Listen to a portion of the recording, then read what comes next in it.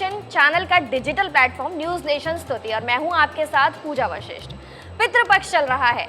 इससे पिछले जो हमने वीडियो डाला था उसमें हमने जो पितृपक्ष से जुड़े कई सारे सवाल हैं उनके बारे में चर्चा की थी और हमने आपसे कहा था कि अगर मन में कोई सवाल है तो कमेंट सेक्शन में कमेंट करके ज़रूर बताएं। ऐसे में हमारे पास सवालों का भंडार लग गया है। लोग जानना चाहते हैं, पितृपक्ष से जुड़े कई सारे सवाल हैं जिनका उत्तर उन्हें जानना है। उन्हीं उत्तरों का जवाब, प्रश्नों के उत्तर का जवाब लेने के लिए हम आ गए हैं हमारे आचार्य जी के पास। हरि गोपाल शर्मा जी, एक बार फिर से आपका स्वागत है हमारे चैनल में। दर्शकों को आप जो जवाब दे रहे हैं उन्हें बहुत पसंद आ रहे हैं, तो एक बार फिर से हम बात करते हैं। एक सवाल आया है कि आपने बताया था कि पितरों का जो सबसे सरल उपाय है वो है जो हम जल देते हैं, ठीक है। अब उस जल जो दे रहा है व्यक्ति, क्या वो व्यक्ति मंदिर में पूजा कर सकता है, किसी मंदिर में जा सकता है, या अपने घर में जो भगवान है क्या उनकी पूजा कर सकते हैं अगर वो व्यक्ति जल दे रहा है तो ये प्रश्न का उत्तर दीजिए। देखिए पूजा जी, हमारे दर्शक हमारे चैनल पर जुड़ रहे हैं, बहुत अच्छी बात, बहुत अच्छे सवाल कर रहे हैं। बहुत अच्छा लगता है जब दर्शक सवाल करते हैं। बहुत अच्छा सवाल किया है। इस पितृपक्ष को लेकर के बहुत सारी भ्रांतियाँ लोगों के मन में रहती हैं। जैसा कि आपने सवाल किया कि जो लोग घर में जो बड़ा होता है, जो तर्पण पिंडदान श्राद्ध कर्म करता है पितृपक्ष में, क्या उसको देव पूजन करना चाहिए या नहीं। बंधुओं, मैं आपको बता दूं इस चैनल के माध्यम से कि आप अपने पितरों का तर्पण पिंडदान श्राद्ध कर्म कीजिए, लेकिन इसके साथ ही आप अपने सभी देवताओं का, अपने इष्ट देव का, अपने जो भी आप पूजा पाठ करते हैं उसको भी कीजिए।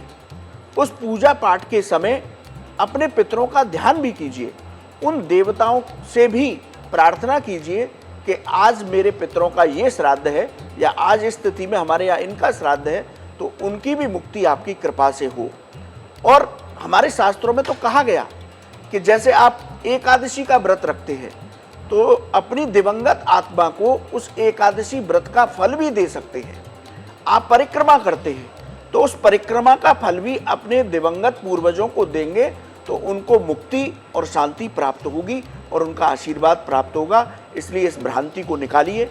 आप यह तर्पण पिंडदान श्राद्ध कर्म करते हैं तो देव पूजन करने में कोई दिक्कत नहीं है। जी आचार्य जी, तो ये तो आपने बताया कि घर में जो हम पूजा पाठ कर रहे हैं उसमें कोई दिक्कत नहीं है, कि आप जल भी दे सकते हैं और भगवान की पूजा अर्चना भी ज़रूर कीजिए। लेकिन कई सारे सवाल ऐसे आए हैं खास तौर पर कि क्या जो लोग जल दे रहे हैं या पूजा पाठ कर रहे हैं उन्हें शिव मंदिर जाने पर क्या कोई विचार होता है। कई बार होता है ना, हम चीज़ें कहीं से सुन लेते हैं, तो ये सवाल है लोगों का कि वो शिव मंदिर जाएँ या ना जाएँ। देखिए, ये भी एक बड़ी भ्रांति है जो सवाल किया कि जो पितृपक्ष में अपने पितरों का तर्पण पिंडदान श्राद्ध कर्म कर रहे हैं क्या उन्हें शिव जी की उपासना करनी चाहिए या नहीं। मैं आपको बता दूं, भगवान शिव संहार के देव हैं। भगवान शिव की कृपा से आप अपने पितरों का कल्याण करते हैं। शास्त्रों में विशेष रूप से पितृपक्ष में भगवान शिव का अभिषेक करना और अपने पितरों की मुक्ति और शांति के लिए उनके पंचाक्षर मंत्र का जप करके उस एक माला आपने जप की तो उसका भी पुण्य अपने पितरों को दे सकते हैं। इसी तरह कोई भी आपके यहाँ दिवंगत आत्मा है जिसकी अकाल मृत्यु हुई है कि नहीं, अब हमें पता नहीं उनकी मुक्ति हुई या नहीं, उसके लिए आप महामृत्युंजय मंत्र की एक माला जप करके उस माला के फल का अपने उस पितृ को दे सकते हैं जिससे उसको मुक्ति प्राप्त होगी। इसलिए शिव मंदिर में जाने से या भगवान शिव की उपासना करने से पितृपक्ष में कोई दोष नहीं लगता। आप भगवान शिव की उपासना करके उनकी कृपा से भी अपने पितरों को मुक्ति दे सकते हैं। इसलिए आनंद के साथ शिव उपासना कीजिए। तो मतलब आप मंदिर भी जा सकते हैं, पूजा भी कर सकते हैं, और शिव जी के भक्त हैं और शिव मंदिर जाने से कतरा रहे थे तो वो भी जा सकते हैं।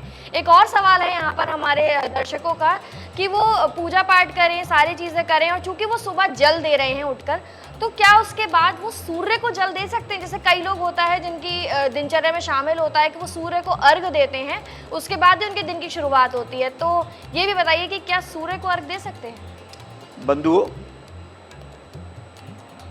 सनातन धर्म में पंचदेव उपासना का विधान है। उसमें सबसे पहले सूर्य का अर्घ ही होता है।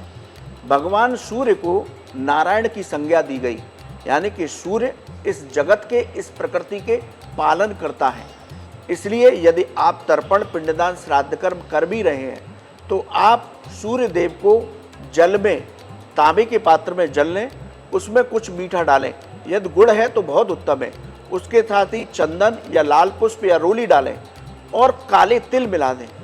इस तरह से धीरे धीरे भगवान सूर्य को अर्घ दें आप प्रतिदिन। कोई मन में किसी तरह की भ्रांति न रखें। उसके बाद ये विशेष ध्यान रखें कि जो भगवान सूर्य को अर्घ दे रहे हैं वो जल या उसके छींटे आपके पैरों पर ना पड़े। उस जल पर चल करके कोई ना चला जाए, इसलिए उस जगह अर्घ दीजिए जैसे किसी पौधे में वो अर्घ चला जाए, जिस पर पैर ना पड़े और उस अर्घ देते वक्त उसके छींटे भी आपके ऊपर ना आए। सूर्य देव को अर्घ देते समय ये विशेष सावधानी रखनी चाहिए। इसलिए आप पितृपक्ष में खूब अपने पितरों का तर्पण कीजिए, पिंडदान कीजिए, लेकिन सूर्य देव को अर्घ देंगे तो उससे भी पितरों को शांति प्राप्त होगी।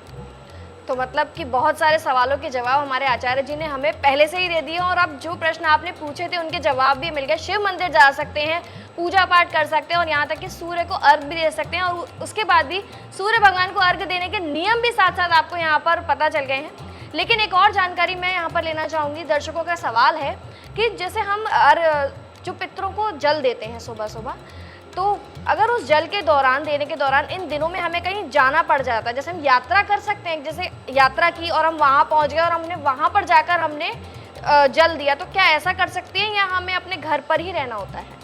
देखिए, बहुत अच्छा सवाल किया।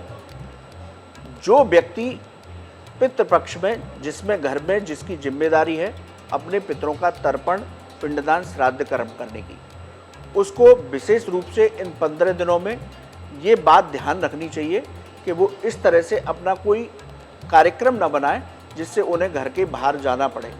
यदि किसी भी परिस्थिति में उनको जाना भी पड़ रहा है तो वो पितरों को तर्पण का जल दे सकते हैं। जैसा मैंने बताया था कि आप एक पात्र में जल लीजिए, उसमें कुछ काले तिल मिलाइए, कुसा मिलाइए, चंदन मिलाइए, लाल या सफ़ेद पुष्प मिलाइए और किसी पीपल वृक्ष के सामने जाकर के आपका मुख दक्षिण दिशा में हो, अपने पितरों का उस दिन ध्यान करते हुए पितरों को आप जल दे दीजिए, तो वो तर्पण की तरह ही आपके पितरों को प्राप्त होगा।